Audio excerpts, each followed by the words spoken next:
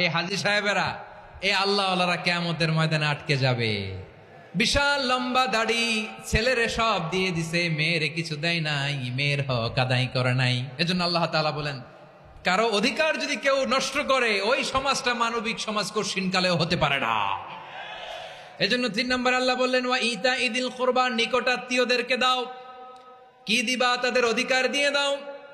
বোনের অধিকার বুঝিয়ে দাও, মেয়ের অধিকারে বুঝিয়ে দাও, ফুফুর অধিকারে বুঝিয়ে দাও। দেখবেন অনেক মায়েরা ছেলের পাতে মুরগির রান দেয়, মেয়ের পাতে দেয় মুরগির ঠ্যাং।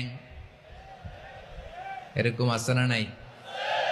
হ্যাঁ, ছেলেরে কি দেয়? মুরগির। মেয়ের পাতে কি দেয়? তো মেয়ের কি মুরগির রান খেতে মনে চায় না? মনে চায় না? এমনটা করা যাবে না। নিকটাত্মীয়দেরকে অধিকার দিয়ে দাও, নিকটাত্মীয়ের সাথে সুসম্পর্ক রাখো। আদেশটা কার?